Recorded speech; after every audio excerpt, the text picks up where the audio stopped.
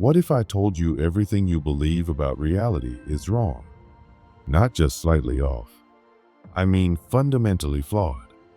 What if the world you see, the one you touch, measure, and walk through every day, is not as solid as you think? What if the very ground beneath your feet, the thoughts in your head, the emotions you feel, and the stars in the sky are all part of a much deeper illusion? And what if behind that illusion, there's a set of ancient laws, timeless, invisible, yet always in motion, that shape every single aspect of your existence? You've been trained since birth to believe in a world of things. Physical objects. Tangible results. You've been told that reality is out there, external, measurable, and independent of you. That your mind is a byproduct of your brain, a kind of ghost in the machine. That your thoughts are private and meaningless.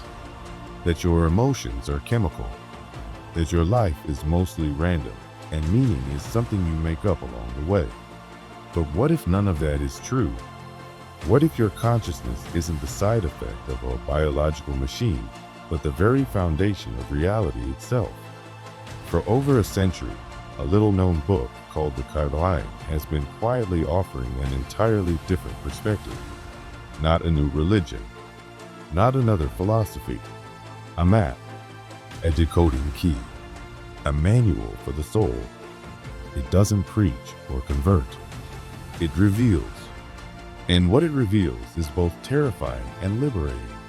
You are not who you think you are. And this world is not what it seems. The truth is, there are laws, unseen but absolute, that govern reality just as surely as gravity governs physical matter. And these laws were not discovered by modern science. They've been whispered across ages, carved into temple walls, passed through oral traditions, and hidden in plain sight beneath symbols and myths. The Kybalion outlines 7 of them. 7 principles that explain not just how the universe works, but why your life feels the way it does. 7 keys that unlock everything from your suffering to your power, your confusion to your purpose. And it all begins with the first one, mentalism. The principle that says, the all is mine. This isn't metaphor. This isn't poetry. This is literal. Everything you see, touch, feel, and experience exists within a vast field of consciousness. Not separate from you, not around you, within you. Your mind is not observing the world, it's participating in it. You're not a passive witness to reality. You're one of its architects. Imagine that. Imagine realizing that every thought, every belief, every perception is a thread in the fabric of your reality. That the world doesn't happen to you, it happens through you. You were taught to believe your brain creates awareness. But what if your brain is just a translator? What if the universe itself is alive, conscious, intelligent, and your mind is simply a ripple in its vast ocean? This flips the entire game. It means your thoughts aren't private whispers. They're creative forces. They're frequencies broadcasting into the field and shaping the very texture of your life. And if that's true, then everything changes. Because then the pain you feel, the anxiety you carry, the chaos you experience, none of it is random. None of it is just life happening. It's all communication, feedback, echoes of the energy you're putting out. And that brings us to the second great key, correspondence. The ancient truth that as above, so below, as within, so without. This isn't just some esoteric slogan. It's the literal structure of the cosmos. The same patterns that shape galaxies shape your thoughts. The same laws that govern solar systems govern your emotions. There is no real separation between the micro and the macro. Everything is a mirror. Everything reflects. Your outer world, it's a snapshot of your inner state. Your relationships, reflections of your self-worth and your unresolved wounds. Your physical body, a feedback loop for your emotional patterns. Your life circumstances, projections of your energetic alignment. The universe is always showing you who you are. The question is, are you looking? Most people don't look. They react. They fight the reflections. They try to fix the external without ever questioning the internal. It's like rearranging the images in a mirror without changing the source. But once you understand correspondence, you start to move differently. You stop asking, why is this happening to me? And start asking, what is this showing me about me? You start treating life not as something to survive, but as something to read. Like a dream you're waking up inside of. Every symbol, every frustration, every desire becomes a clue, a pointer, a map back to wholeness. And that leads us to perhaps the most practical and misunderstood principle of all, vibration. Nothing rests. Everything moves. Everything vibrates. This isn't just Hermetic wisdom. It's quantum truth. At the subatomic level, there's no such thing as a solid object. There is only movement, frequency, and resonance. Energy shaped by vibration. And you're made of it. Your thoughts, your emotions, your beliefs, your body, it's all vibrating energy. And like tuning forks, similar vibrations attract. This means you don't attract what you want, you attract what you are. You can say affirmations all day. You can read every self-help book ever written. But if your frequency is still rooted in fear, scarcity, or unworthiness, then that's the signal the universe is responding to. The field doesn't hear your words. It feels your state. And that's why so many people feel stuck. Not because they're lazy, not because they're unworthy, but because they're emitting a signal that contradicts what they think they want. They're vibrating in lack while begging for abundance. They're broadcasting fear while hoping for love. They're out of alignment. And the universe, being vibrational, not emotional, simply responds. But the good news, you can change your frequency. You can shift your state. You can raise your vibration, not by forcing positive thoughts, but by getting honest with yourself. By facing what you've been avoiding. By feeling what you've been numbing. By becoming congruent with what you truly desire. This is the real work. Not chasing outcomes, but aligning your energy. Not fixing symptoms, but healing roots. Not rearranging the projection, but rewriting the code. Stillness helps. Solitude helps. Not because they're trendy or spiritual, but because they let you tune back into your original frequency, the one before the world started telling you who to be. You were not born anxious. You were not born afraid. You were not born disconnected. You were taught to be, programmed to be, conditioned into forgetfulness. And the Kybalion is here to help you remember. That's why it's dangerous. That's why it's not taught in school or science class or therapy offices. Because it doesn't just offer insight, it offers sovereignty. And sovereignty can't be manipulated. It doesn't buy what it doesn't need. It doesn't obey what doesn't resonate. It doesn't fall for illusions. When you realize that reality is mental, mirrored, and vibrational, you stop living as a victim of the game and start playing as a conscious creator. And here's the part no one tells you. This knowledge isn't just for mystics. It's not reserved for monks or gurus. It's for you, right now, exactly as you are. You don't need to be perfect. You don't need to be enlightened. You just need to be willing. Willing to look deeper. Willing to unlearn. Willing to remember. And if you are, then the Kybalion is not just a book, it's a key. It doesn't give you new beliefs. It shows you how to use the ones you already have to shape your reality. It doesn't promise an easy life. It reveals how to navigate this one with clarity and power. That's why we created Insights Academy, a free, uncensored newsletter where we share the truths we can't say elsewhere. The kind of truths that don't just inform, they initiate. Sign up now and get a free digital copy of the Kybalion. Not because it's rare, but because it's time. Time to remember what was always yours. You are not small. You are not powerless. You are not separate. You are part of the pattern. A ripple in the field. A dreamer in the dream, ready to wake up. This isn't just spiritual talk wrapped in pretty words. This is ancient science wearing the robe of mysticism, misunderstood because it speaks in symbols rather than spreadsheets. But it's real. It's the invisible architecture behind the way you think, feel, create, and heal. It's the operating system of manifestation, of intuition, of imagination. The irony? If it weren't real, it wouldn't be so widely weaponized against you.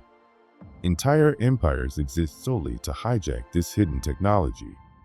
Fast food, algorithmic media, pharmaceuticals, dopamine-driven content loops, they aren't just noise. They are frequency interference, subtle sabotage. Because the lower your vibration, the easier you are to control. When your frequency drops, you become suggestible. You're easier to manipulate, easier to sell to, easier to numb, easier to divide. You forget you're the broadcaster and start believing you're just a receiver. That's no accident, it's by design. But when you raise your frequency, not by accident, but with intent, something begins to shift. You stop being prey to the external. You stop reacting to the chaos.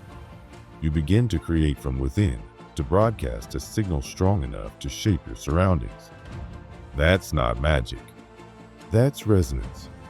And the moment you remember how to align your energy, the manipulations that once worked on you simply don't. Not because the system changed, but because you did.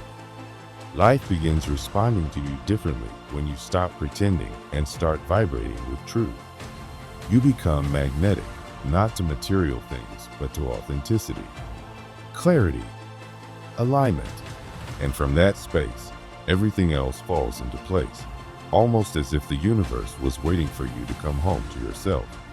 So stop and ask, what frequency am I living at? Not what you wish it was, not what you say it is. What is it, really? Because your life is already answering that question, loud and clear. Your energy speaks before you do. It tells the truth when your words won't. The world conditioned you to pick a side, good or bad, light or dark, right or wrong, as if truth only lives on one side of a battlefield. But nature doesn't split reality down the middle. Truth doesn't divide, it integrates. The Hermetic principle of polarity explains this. All opposites are the same thing, simply expressed at different frequencies. Light and dark aren't enemies. They're gradations of illumination. Love and hate are not opposites. They are the same energy vibrating in different directions. The sooner you understand this, the sooner you step out of extremes and into mastery. You were never meant to swing endlessly between emotional highs and spiritual lows, to chase one polarity while avoiding its counterpart. Fear, it's not your enemy. It's just power waiting to be remembered. Courage wearing a disguise. Anger is the shadow of your passion, misdirected. Sadness is the echo of joy, temporarily out of reach. And when you stop labeling these states as bad, you stop being ruled by them. That's when you take your power back. Not by fighting what you feel, but by understanding where it fits on the spectrum of being. You were taught to suppress, to shame, to run from one half of yourself. But the Hermeticist doesn't run. The Hermeticist stands in the middle, not as a bystander, but as a master, commanding both ends of the pole. The center isn't compromise, it's power. It's where clarity lives. From this place, you no longer have to react. You alchemize. You transform. You take fear in one hand, courage in the other, and choose your own point along the line. not by force, but with understanding. Your emotions follow this law more than anything else. When you numb sadness, you also mute joy. When you reject anger, you lose your drive. You've been tricked into fearing intensity because intensity makes you unpredictable. But extremes aren't weakness, they're just unmastered energy. And the world loves when you're off balance.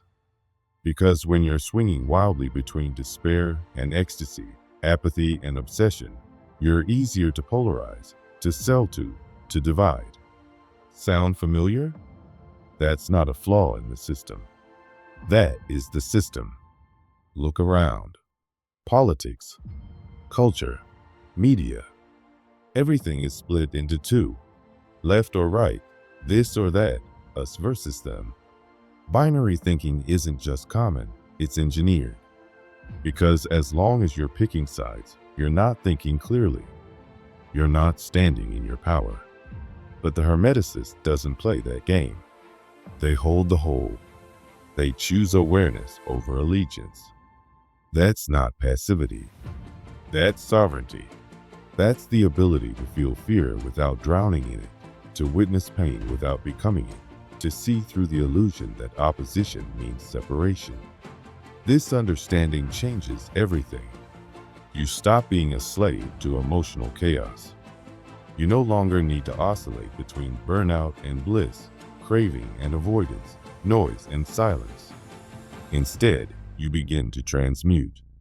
You start asking, what's the opposite of this feeling, and how do I move toward it, not by force, but by shifting my awareness? Because even your identity is fluid. Who you are is not fixed. It's a point on a spectrum of who you could become. You can move from disempowerment to power by realizing that both states already live within you. The dark isn't here to destroy you. It's here to complete you. The Hermeticist doesn't fear the dark, they use it. Not to hide, but to alchemize. So the next time you find yourself drowning in an emotion, stop and remember, everything has its counterpart. And buried within every extreme is the seed of its opposite, waiting to be remembered. This is how you find truth, not by choosing sides, but by transcending them. And that's when real freedom begins. Life is rhythm. You see it in the tides, the moon, your breath, your heartbeat. Everything flows. Everything swings. That's not just poetic, it's law. The principle of rhythm teaches that what rises will fall, and what falls will rise. But here's the trap. You've been trained to chase the rise and fear the fall. So every time the wave dips, you think you failed. But you didn't fail. You just forgot that you're in a cycle. And when you resist the rhythm, you suffer. This is how people stay stuck. They judge their low phases, romanticize their highs, and label every swing as success or failure. But the Hermeticist doesn't do that. They don't fight the tide. They surf it. They don't resist the swing. They find stillness within it. That's what the ancient texts call neutralization. It's not detachment in the cold, emotionless sense. It's presence. It's learning to rise without arrogance and fall without shame. The rhythm doesn't stop, but you stop being ruled by it. The system thrives on rhythm, weaponized. Society sells you solutions for your lows and distractions for your highs. Capitalism is built on this emotional roller coaster. Grind, crash, consume, repeat. The more you swing, the easier you are to predict. But once you recognize the pattern, you disrupt it. You stop seeing a slump as failure and start asking, what is this phase trying to teach me? You stop fearing the fall and start preparing for it. You stop clinging to the rise and start using it with intention. You don't need to feel high all the time. You don't need to fear the lows. You need to learn how to flow with both. When you build rituals, mindsets, and awareness that hold you steady through any phase, life stops feeling so chaotic. The storm still swirls, but you don't get swept away. Rhythm is real. But it's not here to break you. It's here to teach you how to move. And then we reach one of the most radical truths of all, the principle of cause and effect. Nothing in this life happens by chance. Every outcome has a cause. Every cause creates an outcome. This is where victimhood dies and responsibility is born. Because your thoughts, your focus, your emotional states, these are not random. They are signals, and your life is simply echoing them back to you. Most people spend their lives rearranging the symptoms, the outer results, without ever questioning the root. They want better outcomes without changing the energy that caused them. But the universe doesn't respond to wishes. It responds to frequency, to intention, to action, to cause. When you live unconsciously, you become reactive. You get triggered. You spiral. And the system loves that because reactive people are predictable people. And predictable people are easy to control. But when you embody this law, everything shifts. You stop asking, why is this happening to me? And start asking, what caused this? And what can I now choose to cause instead? That's the move from reactor to creator. It's the shift from default to design. You stop chasing effects and start generating causes. And no, this isn't some motivational slogan. This is the structure of reality. It's the subtle physics of consciousness. Once you see it, you can't unsee it. You can't go back to believing life is random. You stop playing the game the system laid out for you. You stop following the script. You start writing your own. Because the laws that run this universe aren't out to get you. They're here to empower you.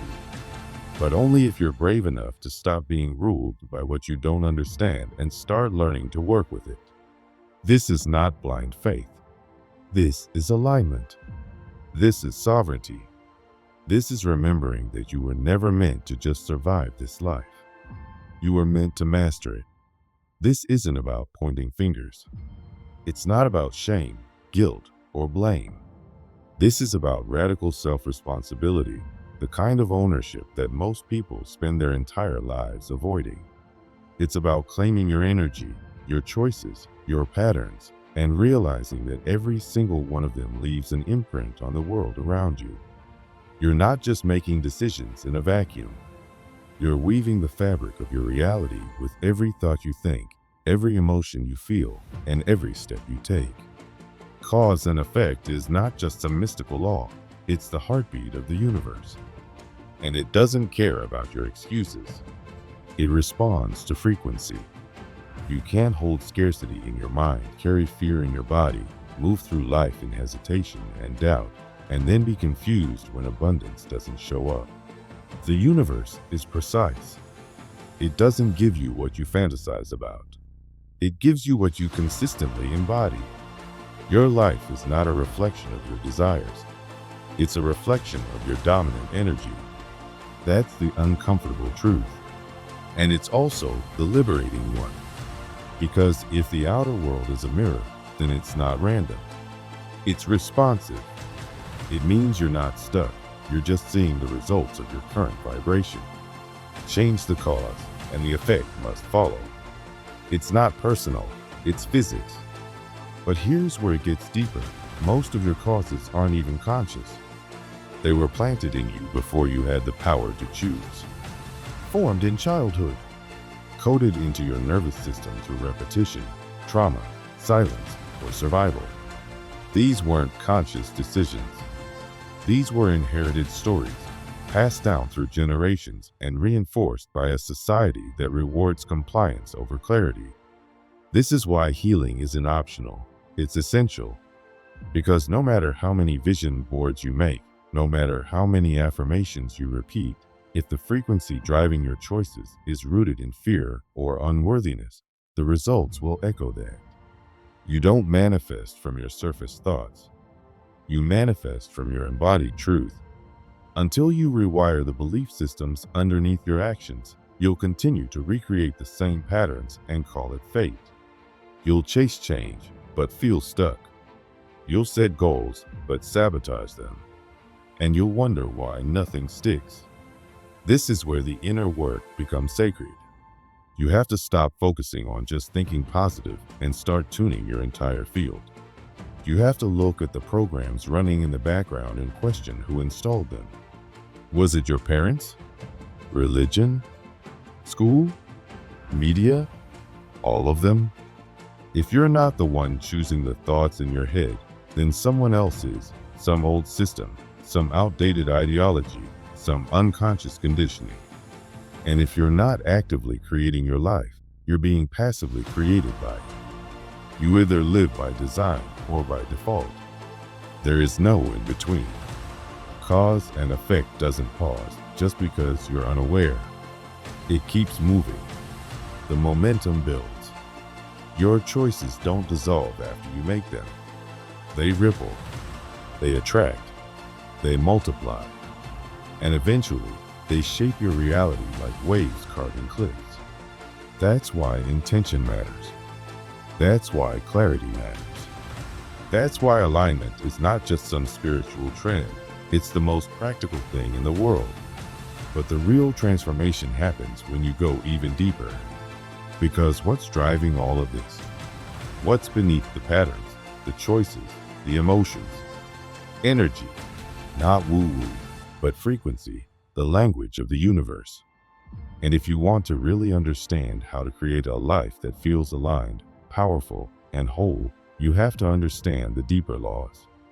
The Hermetic principles aren't just ancient theories, they're the blueprint behind everything. And one of the most misunderstood of these is the principle of gender.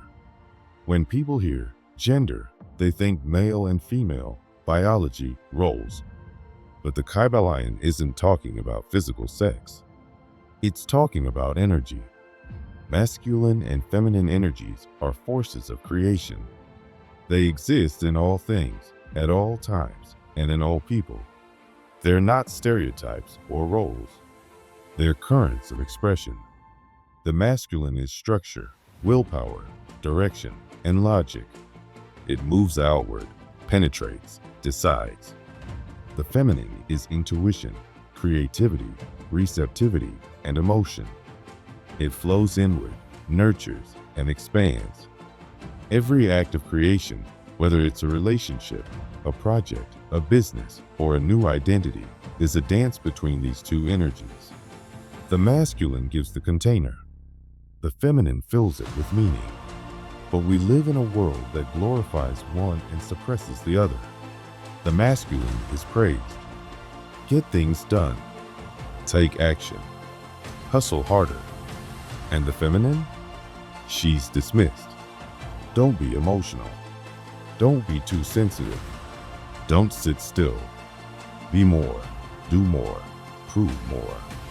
As a result, most people walk around distorted, overdeveloped in one pole, disconnected from the other.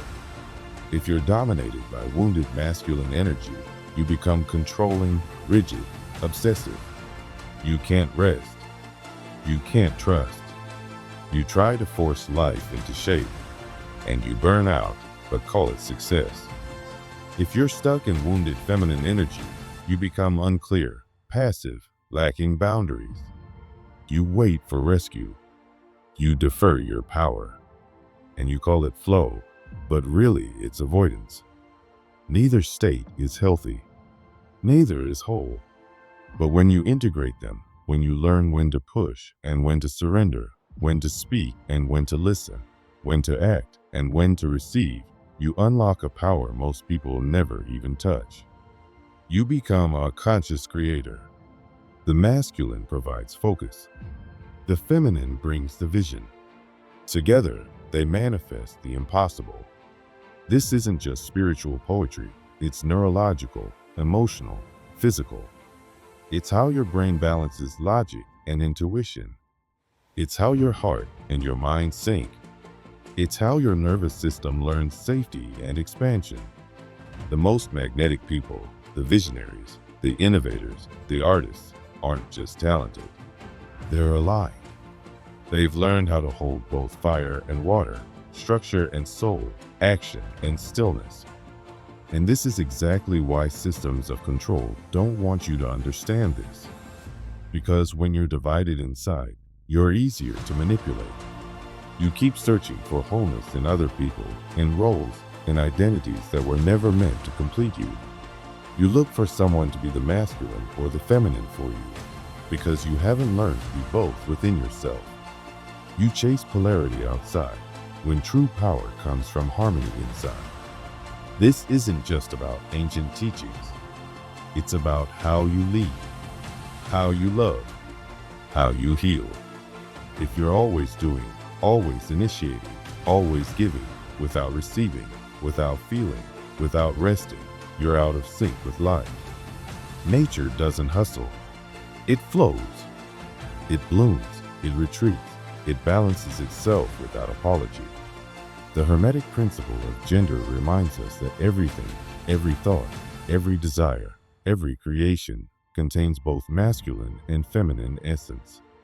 That's why true mastery isn't about domination. It's about integration. You don't become powerful by denying half of yourself. You become powerful by embodying all of yourself. The sun and the moon, the sword and the chalice, the drive and the dream. And this brings us back to the bigger picture.